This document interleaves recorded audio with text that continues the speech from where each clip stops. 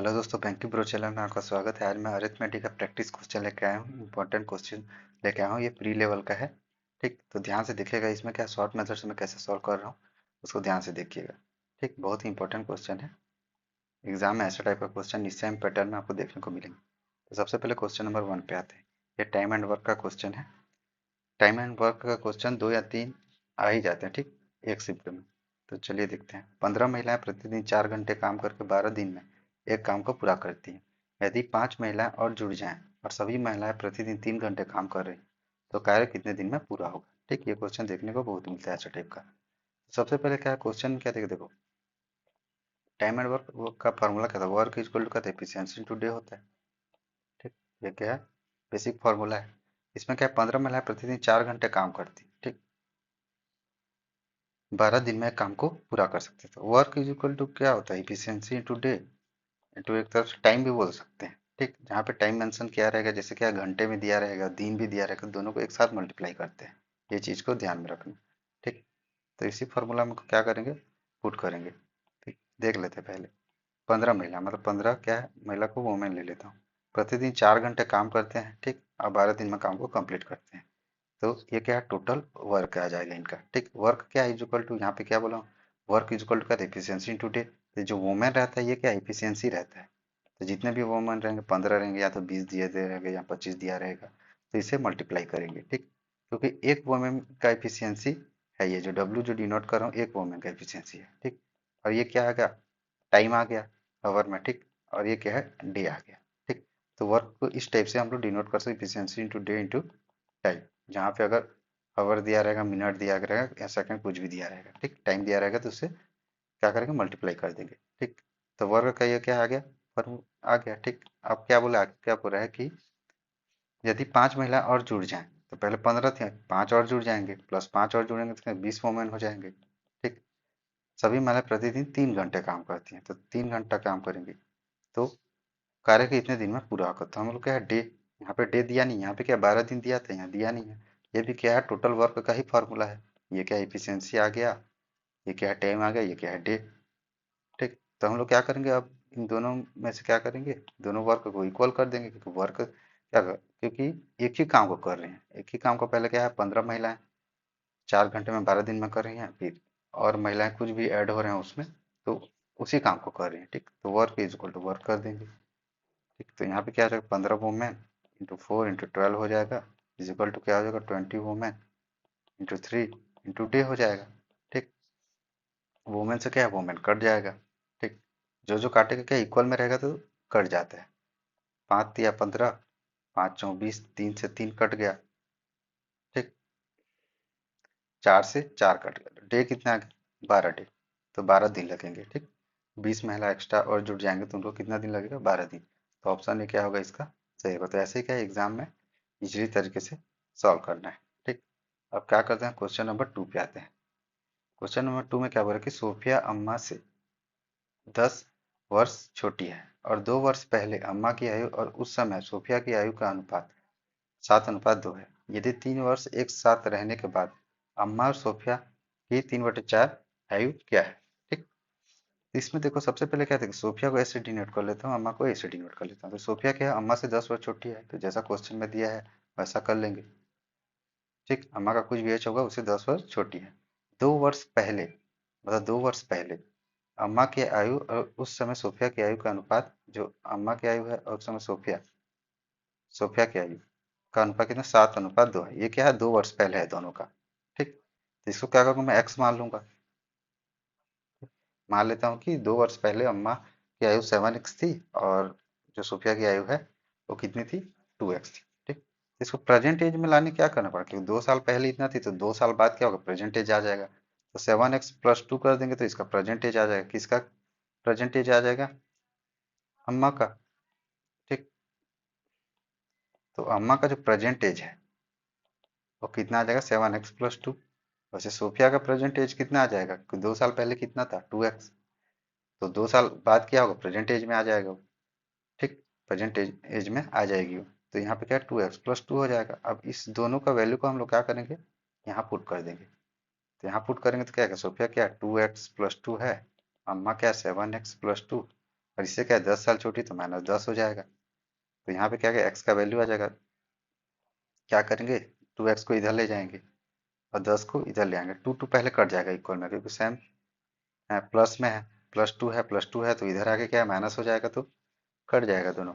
और इधर क्या करेंगे इसको इधर ले जाएंगे तो साथ में 2 का कितना बचा 5x इक्वल टू 10, 10 को इधर लाएंगे तो प्लस में आ जाएगा। तो 5 दूनी 10 तो x का वैल्यू कितना आ गया 2 आ गया। ठीक, इसी x का वैल्यू अगर यहाँ रखेंगे एक बार, ठीक, और एक बार कहाँ रखेंगे यहाँ रखेंगे, तो दोनों को रखेंगे तो क्या होगा इसका प्रेजेंटेज आ जाएगा। ए का जो अमा का जो प्रेजेंटेज है कितना आ जाएगा 2 को यहाँ रख देंगे। ठीक, यहाँ रख देंगे तो 7 दूनी 14 16 आ जाएगा। ठीक, और सोफिया का परसेंटेज कितना आ जाएगा एक्स का वैल्यू 2 रख देंगे तो 6 आ जाएगा। 2 दूनी 4 प्लस 2। ठीक, अब इसका क्या बोला आगे क्वेश्चन में कि 3 वर्ष एक साथ रहने के बाद अम्मा और सोफिया की 3/4 आयु क्या होगी। तो 3 वर्ष बाद बोला है तो इसमें क्या +3 कर देंगे, इसमें भी +3 कर देंगे, क्योंकि दोनों में 3 वर्ष है तो दोनों में क्या है 3 वर्ष ऐड हो जाएंगे। ठीक, तो ए का जो प्रेजेंटेज है कितना आ जाएगा, अम्मा का प्रेजेंटेज कितना आ जाएगा 19 आ जाएगा। 16 3 19। और सोफिया का जो प्रेजेंटेज है वो कितना आ जाएगा 9 आ जाएगा। इन दोनों को प्लस कर देंगे। ठीक है, 19 + 9 कितना हो जाएगा 28 हो जाएगा। और इसी का क्या बोला है क्वेश्चन में 3/4 आयु, तो इसका 3/4 कर लेंगे, 4 7 28 तो 21 ईयर होगा। ठीक, तो यहाँ पे ऑप्शन क्या होगा सी क्या होगा इसका सही होगा। तो ऐसे ही क्या है क्वेश्चन को सॉल्व करना है। प्री लेवल है क्या है, प्री लेवल का है इसलिए क्या है फास्ट बता रहा हूँ। क्वेश्चन 3 पे आते हैं। क्वेश्चन 3 में क्या बोला एक परीक्षा में उत्तीर्ण होने वाले के लिए कुल अंकों में से 858 अंक प्राप्त करना आवश्यक है। ठीक, एक छात्र को 788 अंक प्राप्त होते हैं और वह 5% अंकों से अनुत्तीर्ण हो जाता है। छात्र द्वारा प्राप्त अंकों का प्रतिशत क्या होगा। तो सबसे क्या बोला एक परीक्षा में उत्तीर्ण जो पासिंग मार्क है, ठीक, पासिंग जो क्या है नंबर है वो कितना है 858 नंबर। ठीक, इतना अंक है और एक छात्र को इतने अंक, मतलब एक छात्र है कोई भी, ठीक, उसको क्या मतलब 788 अंक मिलते हैं और वह 5% अंकों से उत्तीर्ण हो जाता है, मतलब कि 5% प्लस और मिलते तो क्या होता वो पास हो जाता। ठीक है, क्योंकि इसी 5% कम मिला इसीलिए क्या है वो फेल हो गया। तो ये 5%, ठीक है, 78 में कितना जोड़ेंगे तो क्या 858 आएगा, क्योंकि पासिंग मार्क 858 है। तो 858 -788 कर देंगे, इसे माइनस कर देंगे, 0 आ गया, ये 7 आ गया तो 70 आ गया। तो यही यही 70 ही तो 5% का वैल्यू है, क्योंकि 5% ऐड कर रहे हैं तो पास हो रहा है। और 788 में कितना पासिंग मार्क जब 858 है तो उसमें क्या 70 जोड़ेंगे तब जाके उसको क्या पासिंग जो अंक है वो मिलेगा। तो 5% क्या हो जाएगा 70 के बराबर हो जाएगा। ठीक, तो 1% किसके बराबर हो जाएगा 70/5, तो 100% का वैल्यू कितना हो जाएगा 70 + 5 × 100 कर देंगे। 5 दूनी 10, 7 दूनी 1400 क्या है टोटल जो है अंक है वो कितना है 1400 है। ठीक, अब क्वेश्चन में क्या बोला है कि छात्र द्वारा प्राप्त अंकों का प्रतिशत ज्ञात कीजिए। तो छात्र को कितना अंक मिला है 788 मिला है, इसका परसेंट कितना होगा 1400, टोटल का कितना परसेंट होगा तो परसेंट निकाल लेंगे। तो यहाँ पर क्या 0 0 कट जाएगा, 14 से काट देंगे तो कितने में कटेगा 14 पंचे 70 होता है, 14 छक्के 84 होता है, 4 बचा तो एक जीरो पॉइंट में आ जाएगा। 14 दूनी 28, फिर 12 बचा तो एक जीरो और लगाएंगे, 14 अट्ठे 112 तो 56.28 आएगा इसका। ठीक, ये क्या है 56.28 क्या है ये परसेंट है, इतना परसेंट इसको मिला है। ठीक, तो ऑप्शन डी क्या होगा इसका सही होगा। तो ऐसे क्या है इसको सॉल्व कर। अब क्या करते हैं क्वेश्चन नंबर 4 पे आते हैं। क्वेश्चन नंबर 4 में क्या बोल रहा है कि पेट्रोल और एथेनॉल के 250 लीटर मिश्रण में पेट्रोल और एथेनॉल का अनुपात 4:1 है। यदि 30 लीटर मिश्रण निकाल लिया जाता है और फिर 15 लीटर एथेनॉल मिला दिया जाता है, अंतिम मिश्रण में एथेनॉल की मात्रा ज्ञात कीजिए। पेट्रोल को पी से डिनोट कर लेता हूँ, एथेनॉल को ए से डिनोट कर लेता हूँ। ठीक, इन इन दोनों का मिश्रण कितना है 250 लीटर। ठीक, तो 50 लीटर क्या है दोनों का मिश्रण है, ये क्वेश्चन में हमको दिया है। अब क्या बोल के पेट्रोल एथेनॉल का अनुपात, तो इसका जो पेट्रोल और जो एथेनॉल का जो रेशियो 4:1 दिया है, इसको क्या करूंगा मैं एक्स मान लूंगा। ठीक, तो 5x का वैल्यू कितना हो जाएगा 250 के बराबर हो जाएगा, दोनों जुड़ जाएगा क्योंकि हमको टोटल कितना दिया है, कितना लीटर है 250 लीटर है। ठीक, तो एक्स का वैल्यू कितना हो जाएगा, 50 हो जाएगा, 5 × 5 = 25 कट जाएगा तो। ठीक, तो एक्स का वैल्यू यहाँ पुट कर देंगे, तो पी का वैल्यू कितना आ जाएगा, पेट्रोल कितना लीटर है, 200 लीटर, 50 से मल्टीप्लाई हो जाएगा तो, और एथेनॉल कितना हो जाएगा, 50 लीटर। ठीक, अब उसके बाद क्या बोल रहा है कि यदि 30 लीटर मिश्रण निकाल लिया जाता है, बोला है तो 30 लीटर मिश्रण निकालना है।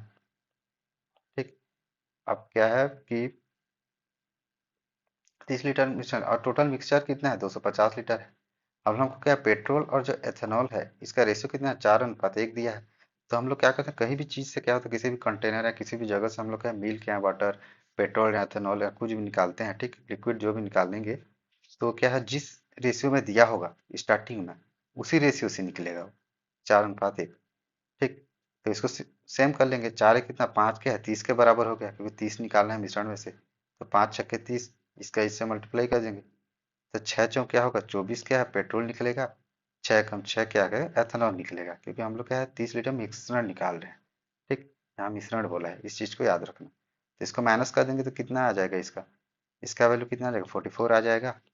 ठीक, और इसका वैल्यू कितना आ जाएगा, 6, इधर में गया 9 में 2 गया 7, ये 176 आ गया। अब क्या बोला है कि 15 लीटर एथेनॉल मिलाया जाए तो अंतिम मिश्रण में एथेनॉल ज्ञात कीजिए, तो 15 लीटर एथेनॉल मिलाना है, प्लस 15 कर दूंगा, एथेनॉल ही मिक्स करेंगे, क्योंकि यहाँ क्वेश्चन में क्या बोला है कि एथेनॉल ऐड करना है। ठीक, तो यहाँ क्या है, 9×5 तो 59 क्या है टोटल, क्या आ जाएगा, एथेनॉल आ जाएगा। एथेनॉल कितना आ जाएगा, 59 लीटर लास्ट में। ठीक, यही हमको निकालने बोला है। इसको आप नहीं निकालते तो भी चलता, लेकिन क्या है, अब कई सारा क्वेश्चन में क्या दिया रहेगा कि पेट्रोल में अगर 30 ऐड करेंगे तो पेट्रोल का कितना वैल्यू होगा, क्या होगा, तो इसलिए मैं समझाने के लिए इसको निकाल दिया हूँ। एग्जाम में क्या, अब बस एथेनॉल निकाल लेना, आंसर आ जाएगा। ठीक, तो ऑप्शन सी क्या होगा, इसका सही होगा।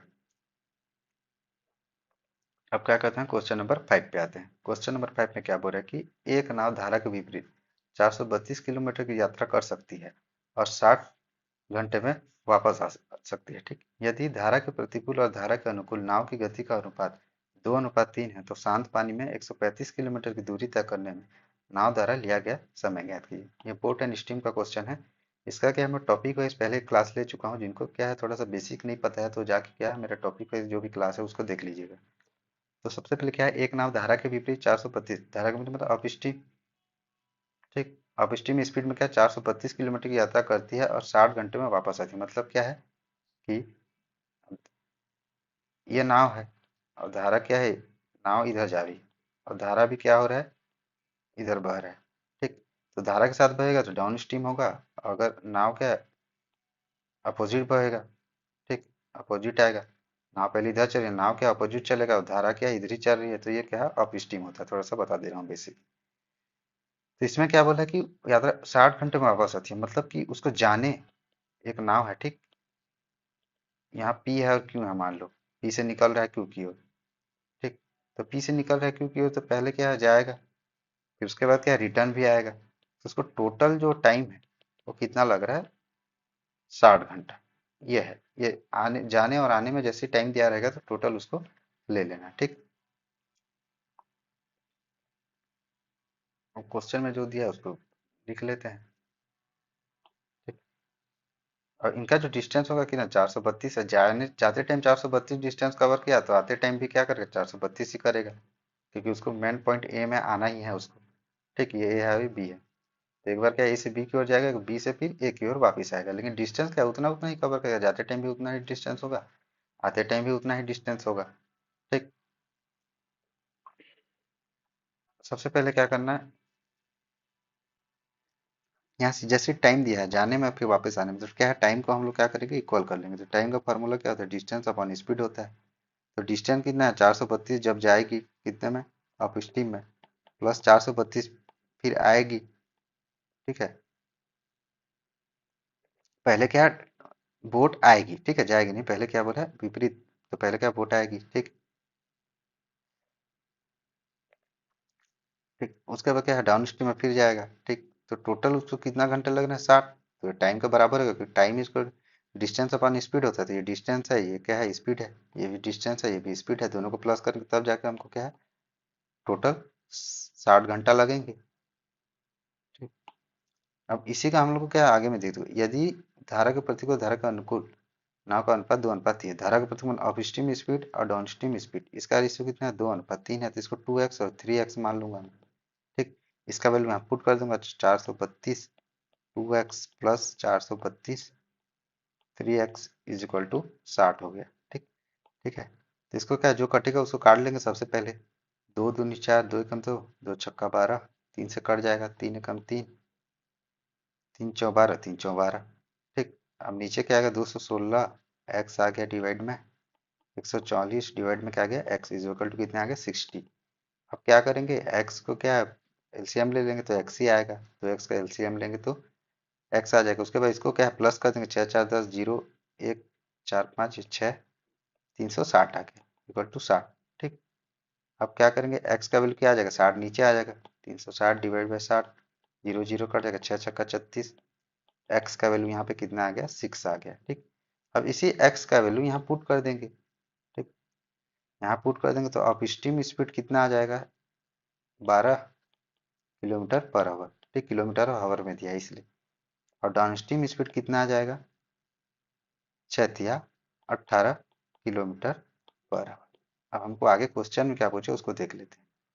तो शांत पानी में 135 किलोमीटर की दूरी तय करने में नाव द्वारा लिया गया समय ज्ञात कीजिए। शांत पानी में मतलब बोट का स्पीड, तो बोट का स्पीड का फॉर्मूला क्या होता है down stream speed plus up stream speed divide by 2 होता है। ये फॉर्मूला होता है बोट का। ठीक, ये फॉर्मूला क्या मैं बेसिक क्लास में बता चुका हूँ इसलिए डायरेक्टली बता रहा हूँ। ठीक, ये फॉर्मूला कहाँ से आया बेसिक क्लास में बता चुका हूँ। तो बोट का स्पीड क्या चुका डाउन स्ट्रीम स्पीड कितना है 18, अप स्ट्रीम स्पीड कितना है 12 डिवाइड बाई 2 हो जाएगा। तो यहाँ पे क्या आ जाएगा 30 divide by 2 is equal to 15 आ जाएगा। तो बोट का जो स्पीड है वो 15 किलोमीटर पर आवर आ गया। ठीक, अब क्या है इसी बोट को क्या है 135 किलोमीटर की दूरी तय करनी है, तो उसको कितना टाइम लगेगा वही पूछा है। तो टाइम इज इक्वल टू क्या आता है डिस्टेंस अपॉन स्पीड। डिस्टेंस कितना दिया है 135 किलोमीटर, और स्पीड अभी निकाले थे कितना 15 किलोमीटर पर आवर।